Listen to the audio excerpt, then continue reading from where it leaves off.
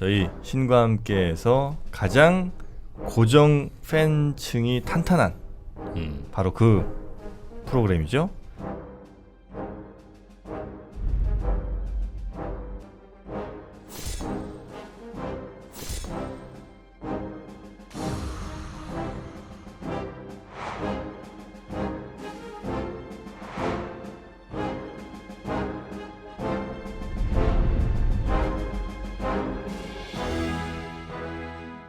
우크라이나처럼 이렇게 독립하려고 하는 혹은 나토 쪽으로 가려고 하는 건 결국엔 체제 싸움. 체제가 더 매력적으로 보여야 사람들이 자연스럽게 오는 것이지. 예. 그거를 힘으로 이렇게 한다고 해서 사실 나가진 않거든요. 그렇죠. 사실 그런 면에서 봤을 때 제가 종종 가끔 방송에서 아마 그런 이야기 했던 것 같은데 중국, 미국 앞으로 누가 더 힘이 셀 것 같냐 여러 의견이 있지만 저는 항상 질문하는 게 그럼 말씀하시는 분 자녀가 미국 시민권 얻는 게 좋겠습니까? 중국 국적을 얻는 게 좋겠습니까? 그렇죠. 라고 물어보면 여태까지 누구도 한 명도 예외 없이 미국 아예 시민권. 대답을 거부하시면 거부하셨지 다 미국 시민권이거든요 보면은. 그렇죠. 예, 그러니까 그만큼 미국이란 체제가 어떻게 보면 매력적이고 매력적인 거죠. 사람한테 비전을 제시해준다. 그렇죠. 근데 그에 비해서 러시아도 그런 가치를 제시해주지 못하기 때문에 우크라이나라는 나라가 서방의 어떤 그런 가치를 그렇죠. 쫓아서 가는데 어떻게 보면 힘으로 막으려고 하는 건데. 그러니까 과거의 그 제국주의적인 그렇죠. 관성 그렇죠. 체제. 그러니까 레닌이 푸틴을 보면 뭐라고 되게 삿대질 많이 하겠군요 보면은.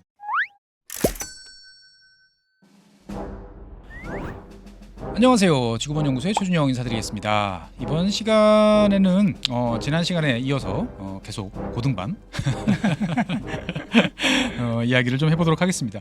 지난 시간에 이제 자본주의 그리고 세계화에 관한 이야기, 어떻게 보면 좀 미래가 캄캄할 것 같고 네. 좀 겁이 나는 이야기를 좀 했는데 다른 한편으로 보면 이제 우리가 역사적으로 봤을 때 보면 이제 그런 역사의 분기점, 그다음에 큰 변곡점을 만들 때는 개인의 어떤 역할 그 포지션에 있던 사람들의 능력 뭐 이런 것들이 관점 이런 거 되게 중요했던 것 같아요. 네네. 그래서 오늘은 사실 이제 선생님 지난 시간에 이어서 계속 모시고 이 전쟁과 관련돼서 가장 현재 일어나고 있는 러시아 우크라이나 전쟁의 가장 핵심은 누가 뭐래도 이제 푸틴이라고 그렇죠. 하는 이제 러시아 대통령인데 푸틴에 관한 이야기에 관해서 좀 이야기를 좀 나눠보도록 하겠습니다. 사실 뭐 예전에 생각해 보면은 뭐 여러 가지 그 비스마르크, 비라일 밀세 뭐 이런 성격도 있고 히틀러도 있던 것처럼 우리 푸틴에 대해서도 한번 좀 이야기를 나눠보고 싶어요. 그래서 오늘 선생님 다시 한번 나와주셨는데 선생님 생각했을 때는 이 푸틴과 관련돼서 가끔 그런 이야기를 제가 들어본 것 같아요. 이제 뭐 푸틴주의, 푸틴이즘 뭐 네. 이런 어떻게 보면 푸틴이라는 사람이 생각하고 있는 새로운 정치 이념이 있다. 과연 그런 게 있을까요? 학계에서는 있다고 봅니다. 그러면 그걸 푸틴이즘이라고 보통 예, 부르나요? 푸틴이즘이라고 보통 하고 예. 이제 한국어로는 푸틴주의. 푸틴주의. 예, 그렇게 많이 번역을 하는데 예. 이제 윌터 라커라는 미국의 저명한 러시아 전문가. 그분이 이제 푸틴주의라는 책을 한번 쓰셨어요. 예. 근데 이게 한국에는 2017년에 번역이 됐는데 번역도 됐어요? 예. 번역이 됐습니다. 찾아봐야겠다 한번. 근데 이게 아마 2015년 뭐 이때 아마 나온 책으로 제가 기억합니다. 예. 근데 이 푸틴주의라는 개념이 지금은 학계에 정착됐다고 저는 알고 있습니다. 그러니까 이제 그러면 푸틴주의라는 것들은 어떻게 보면은 그러니까 결국 지금 러시아를 설명하는 그런 그렇죠. 단어일 수도 있겠네요. 보면은. 그렇죠. 그럼 푸틴주의 핵심은 도대체 뭔가요? 보면은. 저는 푸틴주의라는 개념은 이제 자유민주주의와 자유시장경제에 기초한 시민사회에 대한 어떤 국가의 헤게모니를 관철하려고 노력하는 그런 개인화된 정치 체제. 잠깐만 이게 되게 어려운데 되게 어려운데 잠깐만 근데 이제 선생님 지금 말씀하신 거 보면은 되게 우리 사회를 이야기하는 거 비슷한 거 있잖아요. 그렇죠. 자유민주주의 있고 자유시장경제 있고.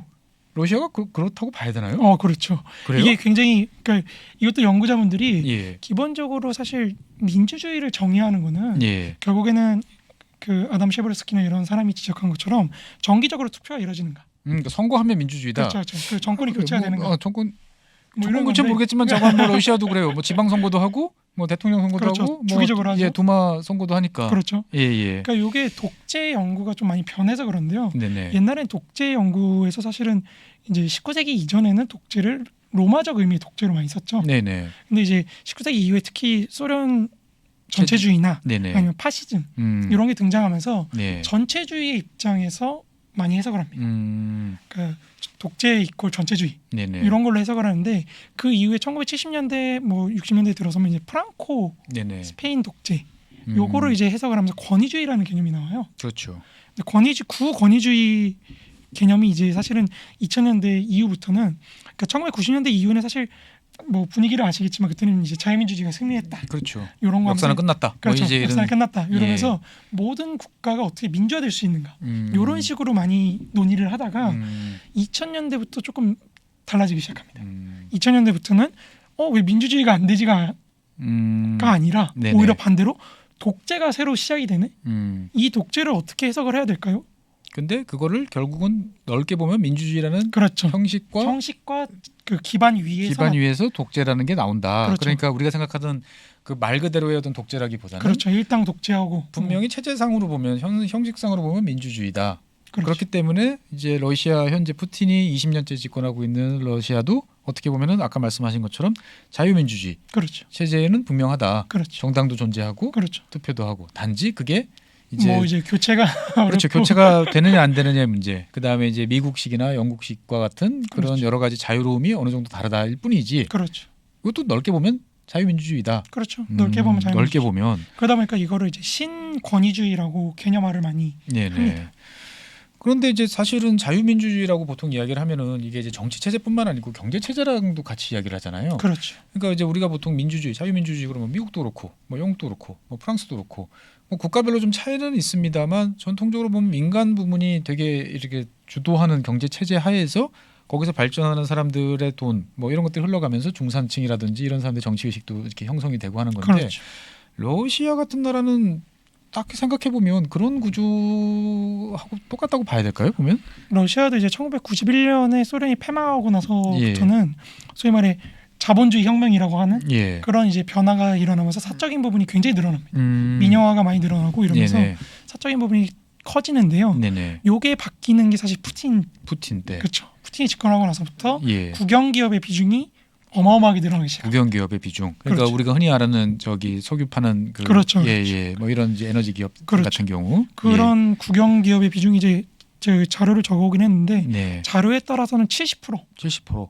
그러면 거의 뭐 중국보다 더한 것 같은데. 중국보다 더합니다. 아, 그러니까 이제 중국조차도 사실 60%좀 넘는 수준으로 알고 있거든요. 그러니까 이제 러시아의 어떤 기본적인 경제 체제가 자원을 팔고 대규모 어떤 투자를 국가가 독점할 수 있는 그렇죠. 이제 그러한 상태이기 때문에 형지적으로는 이제 개인 자유민주주의라고 하지만 그 경제적으로 봤을 때 보면은 국영기업 비중이 매우 높은. 그렇죠. 근데 여기서 국영 예. 기업이라 그러면 말 그대로 우리나라 공기업 같은 건 아니고요. 예. 그러니까 이게 러시아 산업 구조 자체가 이제 원자재나 이런 걸 수출하다 보니까 에너지나 네네. 이제 이런 거예요. 서비스업이라고 돼 있는데 예. 사실은 서비스업이다 해서 보니까 뭐 에너지 유통, 가스 파이프라인 예. 요거를 이제 수리하는 이제 이런 식으로 돼 있는 경우가 많습니다. 그러다 보니까 그런 의미에서 국영 기업의 비중이 70%다.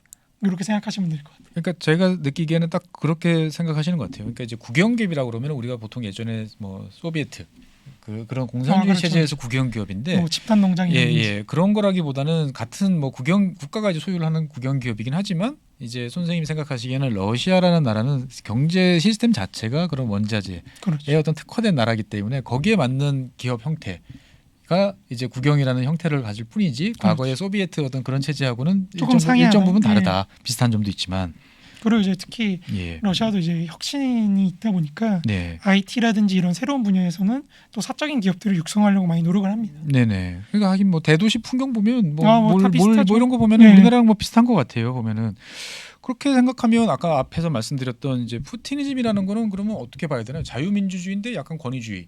그렇죠. 그다음에 자본주의 형태 자본주의긴 한데 국가가 통제하는 국영기업이 강한. 그렇죠. 예. 그러니까 그게 끝일까요? 그럼 푸티니즘의 끝이라고 봐야 되나요? 저는 이제 그걸 조금 넘어서 예. 강한 러시아라는 하나의 목표를 향해서 국가가 사회를 총동원하기 위해서 이렇게 개인화된 개인화된. 그렇죠. 푸틴이라는 중심점을 놓고 예. 굉장히 집결돼 있는 그런 체제라고 집결돼 보는 있는. 거죠. 근데 집결한 목표는 강한 러시아. 그렇죠. 강한 러시아를 이제 회복하기 위해서. 회복하기 위해서. 그러다 보니까 이제 국내 장덕준 선생님이나 뭐 우평균 선생님이나 이런 분들은 예. 이제 러시아 연구자분들은 사실 푸틴이 사라지면 예. 조금 다시 자유민주주의화 되지 않을까 이런 기대도 조금 그럴 것 같지는 않은데요. 제가 생각했을 때는 그러니까 이게 모르겠어요. 저도 이제 선입견인지 모르겠지만 각 국가마다 좀 특성들이라는 게 좀 그렇죠. 있는 것 같고 러시아 같은 경우는 표트르 대제나 뭐 이런 이제 강력한 지도자, 그렇죠. 예, 소위 말해 집단주의나 국가주의 그렇죠. 그런 그리고 게 있는 동원할 수 있는 그렇죠. 이제 막대한 어떤 자원들. 그다음에 이제 국경 넓은 영토를 통한 어떻게 보면은 상대적인 안전성 이런 그렇죠. 것들이 있다 보니까 푸틴이라는 존재가 사라진다 하더라도 변화는 있겠지만 뭐 좀- 조금 약해질 수는 있겠죠. 예, 약해질 수는 있지만 그러니까 결국 푸틴이즘이라는 거는 그럼 생각해 보면은 우리가 생각하는 러시아의 전통적인 어떤 그런 흐름이 이제 반영된 21세기 판으로 그렇죠. 이제 나와 있는데 그렇죠. 그거의 가장 핵심은 어떻게 보면은 이제 강한 러시아. 그렇죠. 예. 강한 러시아를 위해서 사실 푸틴주의의 그 어떤 물적 기반이라고 할까요? 제도적 기반이라고 할까요? 예, 예. 그게 두 축으로 돼 있습니다. 하나가 이제 앞서 말씀드렸던 국영기업. 국영기업. 국영기업의 다른 하나가 이제 이중적인 통치 구조입니다. 이중적 통치구조? 푸틴이 다 하는 거 아니에요? 아닙니다. 아닌가요? 이게 옐친이 사실 그 부분에서 굉장히 많이 고생을 했어요. 그러니까 옐친 물론 러시아 대통령제가 제도적으로 거의 탄핵이 불가할 정도로 굉장히 강력한 예, 정말 강력한- 제왕적 대통령이잖아요. 그렇죠, 그렇죠. 예. 그런데 사실은 의회의 협력이 없으면 운영하기 좀 힘든 측면이 있습니다. 그러니까 형식상 그렇다는 그렇죠, 거죠. 그렇죠. 보면은. 형식상 어쨌든 예, 예. 의회가 입법권을 갖고 있고 음. 뭐 예산이나 이런 것도 심의를 다 하잖아요. 네네. 그러다 보니까 사실 그리고 내각을 구성하는 데 있어서 좀 어려움을 많이 겪습니다. 그러다 보니까 이게 옐친 시대 때 굉장히 난맥상을 보고 예. 푸틴이 저렇게 가면은 나도 저렇게 옐친처럼 음. 전혀 뭐 하지도 하지 못하고 못하고 그냥 예. 그냥 나라만 망하는 그렇죠, 꼴로 그런 가는 거 상황을 아니냐. 가겠구나라고 생각해서 예. 한 게 이제 크렘린궁 예. 대통령 행정실이 있습니다. 아 그래요? 예, 독자적인 우리나라 청와대 같은 독자적인 건데 우리나라 청와대보다는 이제 훨씬 규모를 키워서 사실상 정부 내각하고 거의 비슷한 규모. 네. 그러니까 대통령 비서실이 그 정도로 확장됐다. 음. 그러니까 러시아라는 국가가 사실상 이제 행정부가 두 개인 거죠. 근데 그러니까 이제 대통령실이라는 존재가 상당히 이제 어떻게 보면 행정부를 완전히 그렇죠. 위해서 이렇게 그렇죠. 통제하는. 근데 말씀 듣다 보니까 그 규모나 이런 것들을 제가 정확히는 모르지만 얼핏 드는 생각이 이건 오히려 우리나라 대한민국 청와대보다는 그 미국 백악관이랑 비슷한 것 같아요. 근데 미국 백악관이 보면 백악관 건물 우리 잘 아는 건물이지만 그 뒤편에 보면 고층 건물 이렇게 있는 게 보면 대통령실 건물이잖아요. 그렇죠, 예, 그렇죠. 엄청나게 많은 인력들이 그렇죠, 그렇죠. 근무하고 있는. 야 이게 은근히 또 엉뚱한 데서 비슷하다는 생각이 드는데 근데 사실 미국 백악관 같은 경우는 의회라는 의회, 또 예. 원체 또 강한 통제는 있긴 통제가 하지만 있긴 하지만 예, 근데 어쨌든 이 푸틴은 사실 그런 대통령실을 강화시킴으로 통해서 예, 의회의 어떤 통제로부터 벗어난 거죠. 벗어나서 독자적으로 정책이라든지 이런 걸 구현할 수 있는 구현할 수 있는 기반을 갖추게 된 거고 요 대통령실의 경제적 기반이 아까 말했던 국영기업입니다. 예, 국가의 어떤 독자적인 자율성을 갖게 해주는 거죠. 그러니까 푸틴을 중심. 뭔가 이렇게 사회하고 기업 통치 구조가 약간씩은 이게 서로가 그렇죠, 서로가 그렇죠. 떨어져서 그렇죠, 그렇죠. 이게 영향력은 있지만 일반 시민들 사는 데는 그냥 너희들 알아서 하세요라고 그렇죠, 하되 그렇죠. 국가의 근간은 이제 별도로 좀 그렇죠, 존재하는 그렇죠. 듯한 그렇죠. 그런 느낌 정도인데 제가 이 푸틴이즘 뭐 시간 관계상 뭐 계속 얘기할 수 없을 것 같은데 예. 마지막으로 궁금한 게 있어요. 푸틴이즘 관련해서는 이즘이라고 그러면 뭔가 사상이 있어야 되잖아요. 그렇죠. 우리가 예전에 뭐 마오이즘이라든지 뭐 이런 것들 보면은 다 뭔가 이제 복잡한 이만한 두꺼운 책도 쓰고 뭐 했는데 푸틴도 그런 어떤 사상이라든지 이념이라든지 이런 거에 대한 구체적인 체계화된 작업 뭐 이런 거를 한 사례가 있나요? 보면 그게 푸틴주의의 가장 큰 특징입니다. 그게 없습니다. 이념이 없는 이즘이라는 게 아니 무슨 축구에서 그 제로백인가요? 보면 스트라이크 없는 제로백 같은 그런 개념인데 그러다 보니까 우리가 사실 그런 요즘에 그 러시아 전쟁 때문에 예. 두긴이라는 학자가 네네. 많이 소환되지 않습니까? 그렇죠. 이렇게 독성 이렇게 그렇죠. 기술식으로 이렇게 알렉산더- 보면 약간 예. 이렇게 도인 같은 신. 예. 그분이 이제 사실 뭐 경우에 따라서 뭐 파시스트다 예. 뭐 이런 비판까지 받고 있는데 사실 푸틴의 어떤 푸틴이즘이라는 체계는 좀 잡탕에 가깝습니다. 잡탕에 가깝다. 뭐 두긴의 영향을 많이 받았다고 하지만 예. 사실 그렇다고 해서 체계화된 철학적 체계라기보다는 필요할 때마다 정책적으로 네. 이제 급조해내는 그런 급조해 거였고 내는.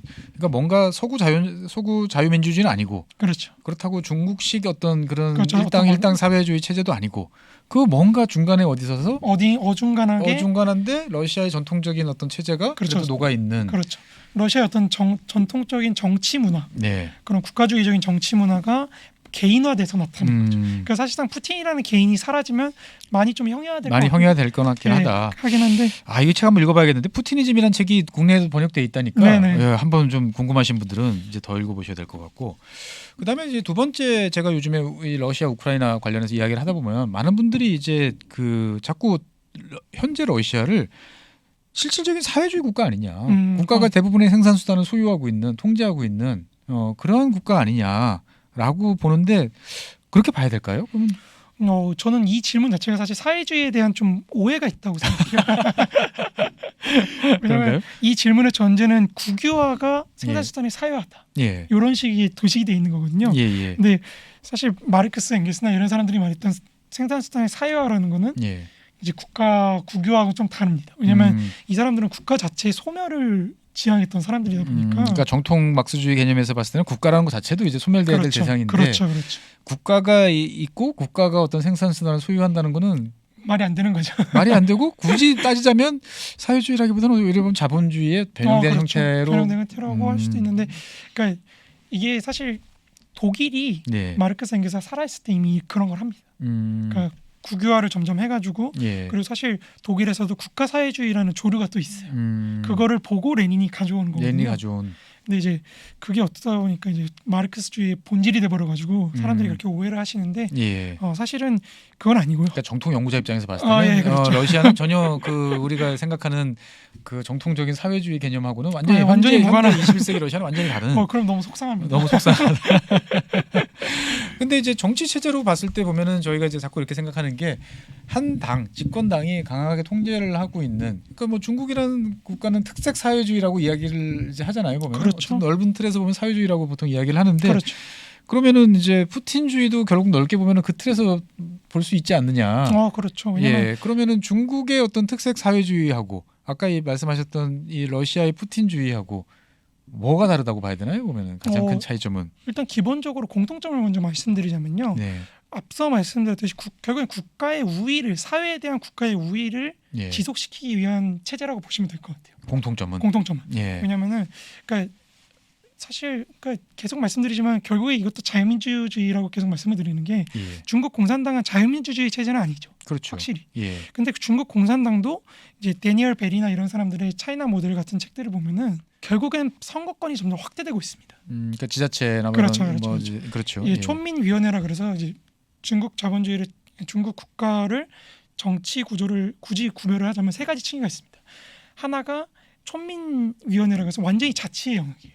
여기는. 그리고 그 위에 지방 정부 우리가 층이 보통 있고. 이야기하는 뭐 성이라든지 그렇죠, 시라든지 그렇죠. 이런 그렇죠. 우리 눈에 들어오는 그렇죠. 예, 그리고 이 지방 정부들 위에 이제 공산당과 예, 중앙 요걸 이제 현능주의라고 네. 하거든요. 근데 사실은 지금 이제 시진핑하고 모택동하고 많이 일치화를 시키거든요. 그렇죠. 비슷하다. 그런 얘기 많이 비슷하다. 하잖아요. 그런 예, 얘기를 하는데 예, 이제 국내 조영남 교수 같은 분들 지적에 따르면 예, 절대 그럴 수가 없다. 그럴 수가 없다. 왜냐하면은 음, 이제 모택동 마오쩌둥이라는 사람은 사실은 당의 위에 있던 사람이에요. 당 위에 마오쩌둥이라는 개인이 있었던 그렇죠. 사람이고, 그렇죠. 오히려 당 밖에서 대중들을 동원해서 당을 무너뜨릴 수 있는 힘이 있던 사람이에요. 그게 이제 문화 대혁명. 그렇죠, 그렇죠. 예, 예. 근데 시진핑은 당에 의해서 합법적으로 권한을 받은 사람이죠. 그러다 보니까 당을 벗어나면 이 사람은 힘이 없는 거예요. 그 시진핑의 권위라는 거는 당의 중심이다. 요거에 있는 거지 당 외적으로 자기가 무슨 동원력이나 힘을 갖고 있는 사람은 아니라는 거죠. 그러니까 이제 체제 내에서의 어떤 권위 그렇죠. 그리고 이제 이런 것들은 과거보다 강력해졌지만 그렇죠. 모택동처럼 전지전능한 그렇죠. 그 얼마든지 들어오고 싶을 때는 그 시스템 안에 들어왔다가 나갔다가 오히려 시스템을 바꾸기도 했다. 그러지는 않다. 황제적인 권력은 없는 거죠. 음, 그러다 보니까 기본적으로 설사 공산당 독재라고 할지라도 네네. 어느 정도 선거권이 확대되는 추세.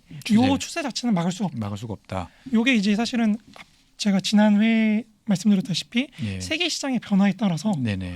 이제 19세기형의 세계 시장에서는 짜리즘 전제주의와 영국 자본주의가 충돌을 했지만 예예. 20세기에서는 소련 전체주의와 영미식 자본주의가 예예. 충돌했잖아요.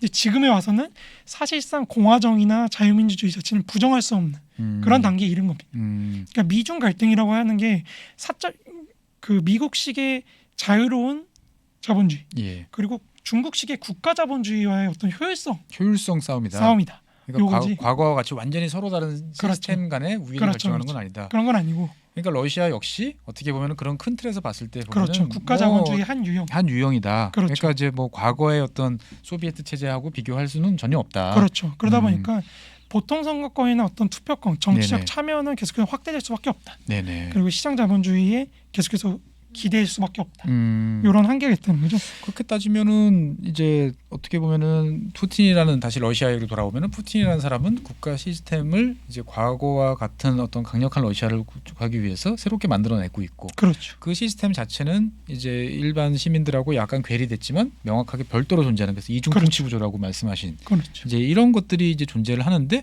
그렇다고 그래서 이 국가가 주도하고 있는 어떤 경제 시스템 장악력이 높다고 그래가지고 이거를 옛날 사회주의라고는 볼 수 없다. 예. 그러면 결국은 이제 국가 자본주의 정도의 어떤 그런 입장으로 그렇죠. 봐야 된다. 그렇죠. 그러면 이 국가 자본주의 거슬러 올라가면은 그 예전에 레닌이 말하던 이제 그 국가 자본주의하고 또 비슷한 거 아닌가요? 보면? 먼저 오해하시면 안 됩니다. 예. 그 표현이 비슷비슷해요. 이게 국가자본주의라는 개념은 기본적으로 두 가지 규정이 있어요. 어떤 하나는 이제 레닌주의적인 예. 말씀하신 대로 레닌이 이제 1920년대 특히 신경제 정책을 펼치면서 네. 이제 자신의 정치 체제, 네. 러시아 정치 체제를 이제 국가자본주의 이런 식으로 표현했던 게 있는데요. 네. 이제 그것과 다르게 중국의 발전 모델을 어떻게 해석할 것인가를 놓고 학자들 간에 굉장히 큰 논쟁이 있습니다. 한국에서도 있어요. 그러니까 요거에서 사실은 기존의 신자유주의적인 발전 모델 그리고 발전국가 모델 그리고 이제 그게 발전국가 모델이 사실 좀 이제 퇴색을 하고 국가자본주의라는 새로운 형태로 해석을 하는 거죠. 그러니까 요 의미에서 국가자본주의 모델로 개념화를 하는 건데 그렇다 그래서 사실은 레닌적인 의미가 그럼 많이 없느냐? 요건 또 아닙니다. 또 아니고. 예. 근데 이제 어렵습니다. 지향점의 차이라고 생각하시면 될 것 같아요. 예. 그러니까 기본적으로 중국 모델을 해석하는 방식의 국가자본주의 모델은 예. 앞서 말씀드렸다시피 사적인 자본주의, 그러니까 영미식의 자유자본주의와의 효율성을 누가 더 효율적인가에 지향점이 맞춰져 있는 거예요. 예. 그런 반면에 레닌의 국가자본주의는 사실 사회주의로의 이행이라는 거에 기준이 맞춰져 있는 거죠. 그러면 현재 푸틴이 이끌고 있는 러시아의 어떤 러시아는 그러면은 그 기본적으로는 아까 말씀하셨던 중국의 어떤 효율성 경쟁을 하는 그 영미와 그렇죠. 경쟁을 하는 그런 체제일 그렇죠. 뿐이지. 그렇죠. 그게 완벽하게 예전에 말했던 뭐 사회주의를 가기 위한 어떤 그런 체제하고는 근본적으로 그렇죠. 다르다.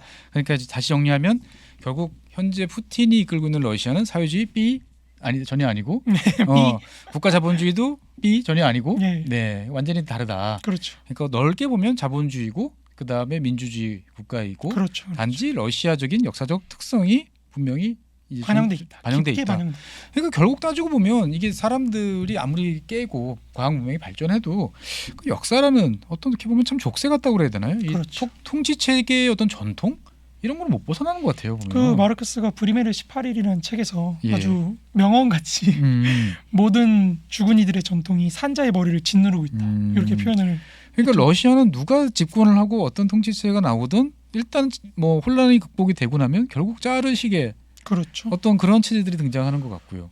그런 한계가 있죠. 그거를 극복을 못하는 게 러시아 사회의 가장 큰 한편으로 보면 러시아 사람들 입장에서 봤을 때는 서구가 그 말씀하신 걸 보면 서구가 러시아에 대해서 바라보는 관점, 비판하는 입장 이런 것들이 되게 싫을 것 같다는 생각도 들어요. 그렇죠. 왜냐하면 우리는 원래 이래라고 생각할 수도 있을 것 같아요. 보면. 맞아요. 그게 사실 19세기에도 서구주의 대 슬라브주의라 그래가지고 엄청 크게 논쟁이.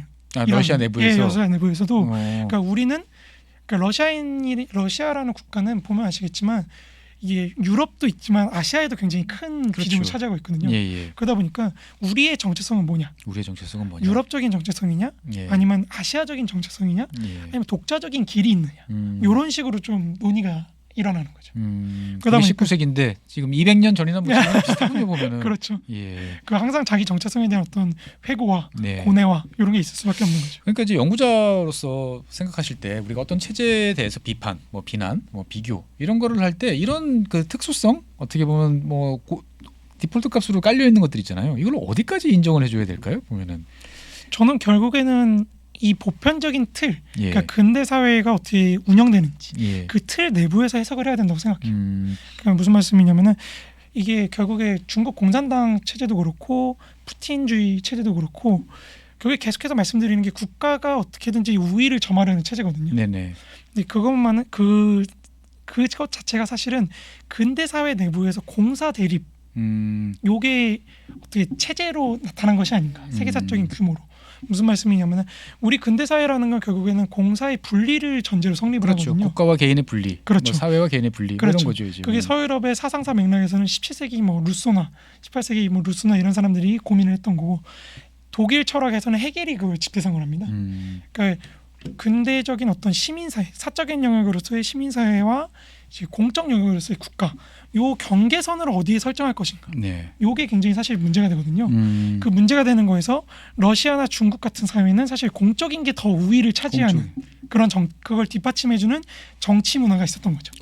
그러니까 어떻게 보면은 이제 푸틴이 이끄는 러시아라는 존재는 우리가 이렇게 한 칼로 딱 잘라가지고 이렇다 저렇다 보기 어려운 여러 그렇죠. 가지 면들이 분명히 존재를 하고 그렇죠. 있고 그거를 이해하기 위한 노력들을 계속 해야 되고 러시아라는 국가 사회도 계속 발전하기 위해서 나름대로의 길을 이제 모색을 이제 하고 있는데 지난 시간에 이제 세계화라는 추세와 이제 더불어 가지고 그러면은 이제 제가 궁금한 것들 이제 몇 가지가 있는데 이를테면은 이제 대한민국 같은 나라는 그러면은 과연 이제 이런 세계화의 후퇴, 그 자본주의의 어떤 새로운 변화 모색에서 봤을 때 주로 이제 어떻게 보면은 옛날 19세기나 20세기 초반에 어떤 여러 가지 혁명이라든지 이런 것을 연구하시는 연구자 입장에서 봤을 때 대한민국이 그러면 가장 바람직하게 나가야 될 길이라는 것들은 역사 속에서 교훈이라든지 뭐 방향을 찾는다면 어느 방향으로 나가야 될까요? 보면은 너무 어려운 질문인가?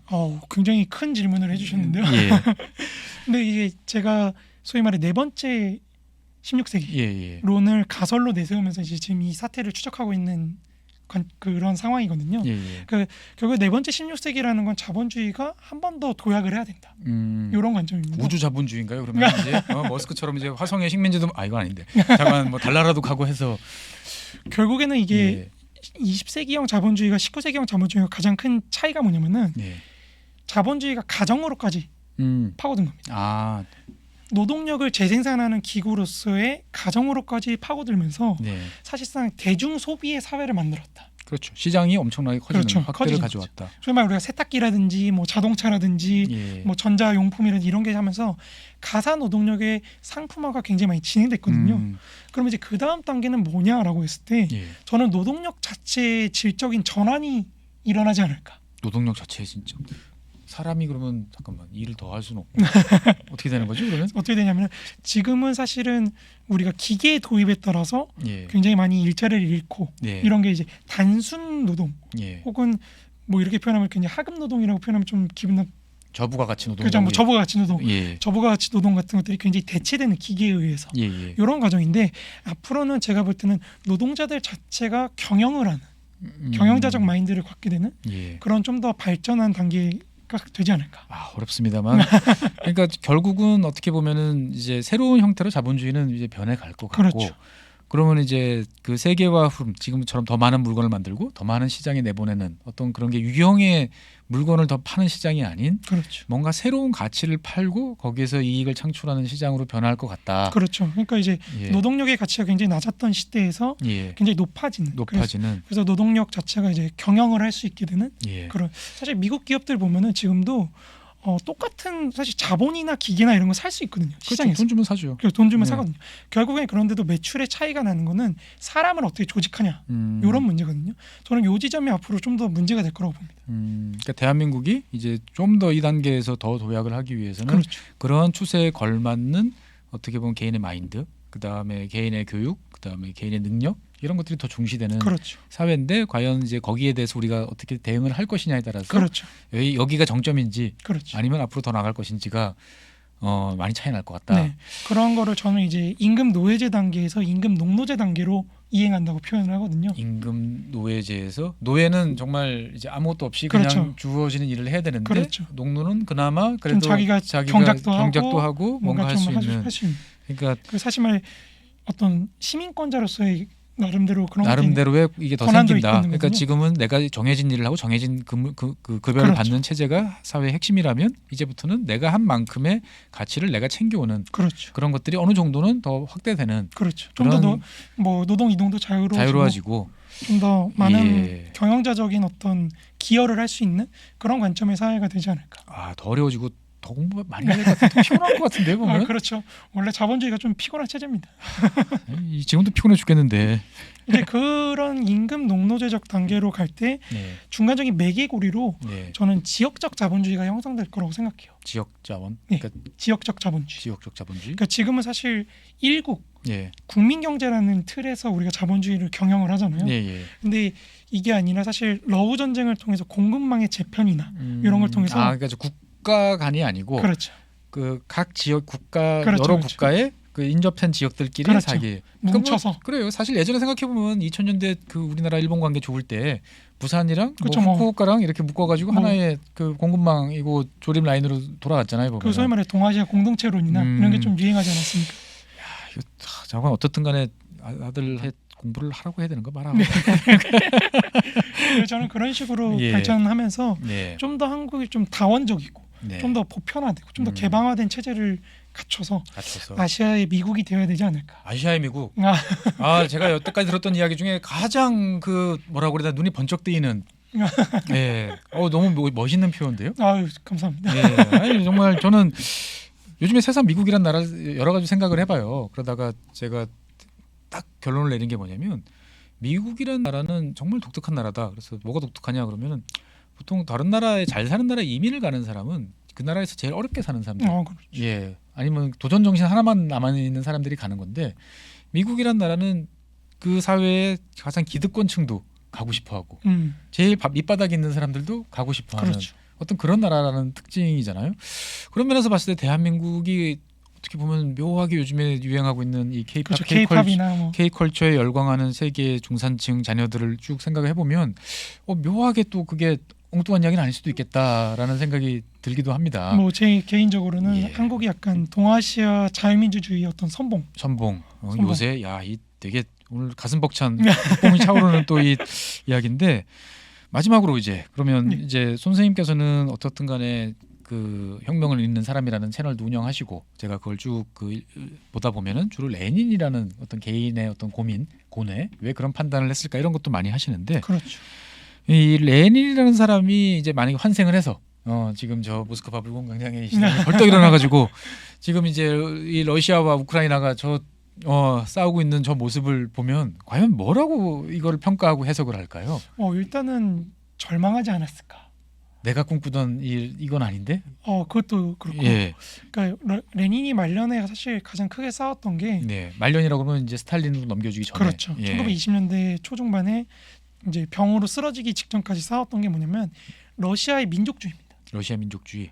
러시아의 대국을 지향하는 이 민족주의를 예. 격파해내지 못한다면 사회주의고 뭐고 아무것도 할 수가 없다. 그러니까 이제 결국은 그 전에 제정 러시아하고 다를 게 없다. 우리가 만든 소비에트하고 이 러시아 민족주의라는 걸 극복하려면 그렇죠. 결국은 똑같은 거 아니냐? 그렇죠, 그렇죠. 라는 고민을 했군요. 보면. 그렇죠. 레닌이 특히 말년까지 고민했던 게 이제 소비에트 체제를 만들지 않습니까? 예. 이게 연방 체제인데 예. 연방의 가입을 자유롭게 하자. 음. 탈퇴도 자유롭게 하자. 예. 그러니까 자발적으로 후진 다른 여러 민족들이 예. 자발적으로 사회주의 체제를 지향해서 들어오게 하자. 예. 우리가 민족 해방을 시켜주고 네. 민족 해방을 지원을 해주고 네. 이런 매력을 갖게 하자 이거였는데 음. 이 사람이 스탈린의 집권을 보면서 본 게 이거는 러시아 민족이 소수 민족들을 억압하는 과거 짜르 체제랑 다를 게 그렇죠. 뭐냐? 다를 게 없다. 그거를 굉장히 걱정하다 죽었거든요. 예. 그러다 보니까 이제 그게 결국에는 해소가 못 되고 지금도 문제를 일으키는구나 이렇게 생각을 하겠죠. 내가 죽을 때나 지금이나 똑같다. 똑같다. 그러면은 결국 레닌 입장에서 봤을 때는 나의 불길한 예측이 맞았어. 뭐 그렇게 생각할 수 있는 거죠. 예측은 맞았지만 슬픈 현실을 눈앞에서 목도하고 있다. 그렇죠. 그 말씀을 들어보면 우리가 생각하던 레닌하고 좀 다른 것 같아요. 그런가요? 예. 제가 생각했을 때는 어떻게 보면은 지금 말씀하셨던 레닌이라고 그러면 되게 자유로운 연방이라고 그러면은 되게 그 미국식 어떤 그런 체제. 그렇죠. 예, 그 어떻게 보면은 이제 멋있고 이상적인 이 국가이기 때문에 그 지금이야 뭐 너무 당연하지만 옛날 같으면 준주나 이렇게 있던 사람들이 들어오게 해주세요라고 요청을 해서 너희들이 그럼 이런 룰을 갖춰. 그 지금 EU도 그런 거지 않습니까? 그렇죠. 개별 국가들이 그렇죠, 어떤 그렇죠. EU의 가치관, 사상 이런 거에 대해서 동감하고 그러려면 너희 사회 체제를 이런 식으로 맞춰봐. 그럼 우리가 받아줄게. 그러다 싫으면 뭐 자유롭게 나갈 수 있을지는 잘 모르겠습니다만 어떻든 간에 그러니까 레닌 같은 경우는 절대 그 슬라브 민족주의, 뭐 대러시아주의 이런 거는 아니었군요. 보면은. 그렇죠. 그런 거 굉장히 싫어했습니다. 그러니까 레닌이 생각할 때는 딱 그거예요. 이건 지금도 마찬가지인데요. 네. 우크라이나처럼 이렇게 독립하려고 하는 혹은 나토 쪽으로 가려고 하는 건 결국엔 체제 싸움입니다. 체제가 더 매력적으로 보여야 사람들이 자연스럽게 오는 것이지 예. 그거를 힘으로 이렇게 한다고 해서 사실 나가진 않거든요. 그렇죠. 사실 그런 면에서 봤을 때 제가 종종 그 가끔 방송에서 아마 그런 이야기 했던 것 같은데 중국, 미국 앞으로 누가 더 자랑스러울 것 같냐, 누가 더 힘이 셀 것 같냐 여러 의견이 있지만 저는 항상 질문하는 게 그럼 말씀하시는 분 자녀가 미국 시민권 얻는 게 좋겠습니까? 중국 국적을 얻는 게 좋겠습니까? 그렇죠. 라고 물어보면 여태까지 누구도 단 한 명도 예외 없이 미국 아예 시민권. 대답을 거부하시면 거부하셨지 다 미국 시민권이거든요. 보면은 그렇죠. 예, 그러니까 그만큼 미국이라는 체제가 어떻게 보면 매력적이고 매력적인 거죠. 사람한테 비전을 제시해준다. 그렇죠. 근데 그에 비해서 이제 중국은 중국도 그렇고 그런 가치를 하지 러시아도 않고 그렇고. 러시아도 그런 가치를 제시해주지 못하기 때문에 우크라이나라는 나라가 이제 서방의 어떤 그런 가치를 그렇죠. 쫓아서 가는데 이게 이제 어떻게 보면 힘으로 막으려고 하는 힘으로 건데 그러니까 과거의 그 제국주의적인 그렇죠. 관성 그렇죠. 체제. 그러니까 레닌이 푸틴을 보면 뭐라고 되게 삿대질을 많이 하겠군요. 보면은. 그렇겠죠 아마. 그러니까 사실 레닌도 미국식 체제를 꿈꾼 사람 중에 하나입니다. 아 그래요? 예. 그러니까 레닌이 1905년 러시아 혁명이 일어나거든요. 예. 그러면서 이제 짜르 체제가 조금 입헌 군주정으로 바뀌어가는 지점이 있어요. 예. 근데 그 과정에서 레닌이 이제 대안으로 내세웠던 게 사실은 아메리카형 발전 방향. 그러니까 아주 특이한데요, 보면. 그죠. 그러니까 레닌이 볼 때 당시의 자본주의라는 거는 지주라든지 혹은 독점 자본가, 네. 독점 기업가, 그렇죠. 요 사람들의 소수의 아주 독점 체제가 강고하게 되어 있는 자본주의로 갈 것이냐, 아니면 미국식처럼 소농의 기초에서 아주 평등하잖아요, 미국은. 그렇죠. 특히나 20세기 초반은 더 했죠. 그렇죠. 그러니까 소위 말해 당시 러시아 사람들이 보기에 미국이라는 체제는 봉건적인 어떤 잔재가 없는 처음부터 자본주의 아주 선진적인 자본주의 체제를 시작한 국가거든요. 그러다 보니까 이런 봉건적인 시스템을 완전히 없애고 새롭게 자본주의 처음부터 심화된 자본주의 네. 이런 거에서 시작하는 체제를 지향할 것이냐. 요거를 사실 레닌이 고민한 거죠. 선생님 말씀 듣다 보니까 제가 궁금하던 게 하나 이제 좀 풀리는 것 같아요. 사실은 이 러시아 우크라이나 전쟁이 왜 일어났지? 뭐 여러 가지 국가 안보적인 전략, 뭐 푸틴 개인의 어떤 이념, 뭐 이런 것도 되게 많은데 결국 생각을 해보면 러시아가 이제 어떻게 보면은 뭐 우크라이나를 비롯한 주변 국가, 과거에 한 영토에 있던 넓게 보면 전 세계에 뭔가 이렇게 영감을 불러일으키는 매력적인 그런 게 없는 무언가를 제시해주지 못한 그렇죠. 상태에서 그렇다고 그래가지고 쿨하게 이제 너 뭐 나가도 된다. 갈 길은 가, 배신자는 갈 테면 가라. 또 이렇게 말할 그렇죠. 수는 없는 또 그런 역사적인 어떤 그렇죠. 그 족쇄 하에 그렇죠. 있는 그 딜레마 상에서 발생을 했다. 그렇죠. 제가 라고 볼 보기엔 수도 그렇습니다. 있겠군요. 보면은. 그러다 보니까 이게 사실 결국에 체제가 자기 개혁을 통해서 네. 자본주의가 내부로 확산될 것이냐, 거기서 실패해서 사실 외부로 확장을 노리는 거거든요. 네네. 레닌이 보기에는. 그러니까 세계 대전이라는 것도 사실 그런 측면이라는 거죠. 그러니까 갈등이 이제 그런 빵 하는 어떻게 그렇죠. 보면 최고의 갈등으로 이제 폭발하는 게 전쟁이고 그렇죠. 전쟁이 아니라 그러면 지리한 여러 가지 이제 느린 변화들이 그렇죠. 이제 발생을 한다. 그러면 결국은 뭐 제가 이제 우크라이나 러시아 관련해서 우리 선생님을 모시고 와서 이렇게 쭉 말씀을 듣다 보니까 결국 이 전쟁은 어떻게 보면 러시아가 본인이 갖고 있던 그런 기존 관념, 개념에 대한 포기나 아니면 뭔가 혁신적인 발전, 변화가 있지 않고서는 뭐 휴전을 하고 전쟁이 끝난다 하더라도 언제든지 또 재발할 수 있는 상황이라고 볼 수가 있겠군요. 저는 그렇게 봅니다. 저는 러시아의 어떤 동유럽을 향한 욕구, 예. 요거는 멈추지 않을 거라서 멈추지 않을 거다. 그게 푸틴이 뭐 물리적으로 어떻게 이제 시간이 더 지나면 결국은 그 자리를 떠나야 되는데 그렇다 하더라도 누가 됐든 결국은 러시아는 기존의 푸틴이즘이라고 하는 그런 체제에서 그렇죠. 크게 벗어나지 못할 것 같고 그렇죠. 그다음에 그러다 보니 그런 상태에서 과거 이제 레닌이 꿈꾸던 어떻게 보면은 그런 매력적이고 개방적인 국가 체제가 아닌 이상은 결국은 주변 국가에 대해서 계속 힘과 무력으로 그렇죠. 뭔가 자기의 가치를 실현하려고 하는 요구가 계속 될 거다. 야, 이 참 슬픈 결말을 지난 시간에도 야 자본주의 어떻게 되는 거지 했는데 야 이거 무슨 큰일이 벌어질 것 같다 싶었는데 오늘도 야 이거 지금 우크라이나 전쟁 끝나면은 23년부터는 다시 좀 좋아지나 라는 생각을 하고 있었는데 아닐 것 같다라는 생각이 좀 드네요. 그러니까, 결국에는 자본주의의 내부 혁신 네. 이런 게 어디까지 진행될 것인가, 좀 더 역동성을 갖고 사회적 개방성을 갖고 다원화된 질서를 어떻게 만들 것인가. 저는 앞으로 이게 좀 더 핵심이 될 거라고 생각합니다. 정말 마지막 질문. 예. 그러면 이 저희 같은 이제 평범한 사람들 입장에서 봤을 때는 이 자본주의라는 흐름들 16세기가 벌써 지금 몇 번째 반복이 되고 있는데 이런 흐름 속에서 우리의 노력, 의지, 뭐 사회적인 어떤 변화 이런 것들이 그런 큰 흐름을 만들어내는 건가요? 아니면 그 흐름 속에서 사람들은 막 이렇게 그냥 허우적대다가 그냥 어떻게 우연히 이렇게 걸린다고 봐야 될까요? 보면은 저는 사람들이 만들어낸다고 생각합니다. 사람들이 만들어낸다. 좀 더 나은 생활을 살고자 하는 사람들의 어떤 집단적 욕구와 집단적 욕구, 노력이 결국에는 진정으로 역사를 움직이는 힘이 아닌가. 그러다 보니까 저는 사실 러우 전쟁을 계기로 예. 21세기형 세계 시장 이런 게 형성된다고 말을 하지만 예. 사실은 좀 주저하는 게 있습니다. 어떤 오히려. 면에서?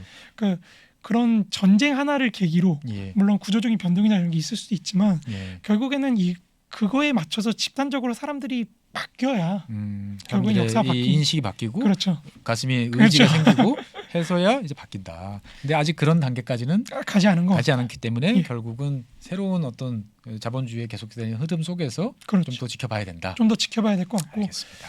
예. 어떻게 보면 되게 겁주는 말씀도 많이 하셨고 어떻게 보면 되게 희망찬 말씀도 많이 하신 것 같습니다.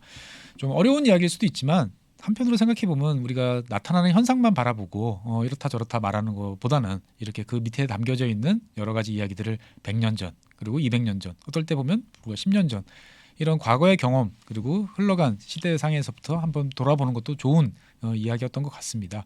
그래서 저는 되게 재밌었어요. 그래서 여러분들께서 앞으로 괜찮았어요라고 말씀하시면 우리 송 선생님을 비롯한 어려운 이야기 하시는 분들 가끔 모셔서 한번 이런 과정들도 한번 꾸준하게 이야기를 해보도록 하겠습니다.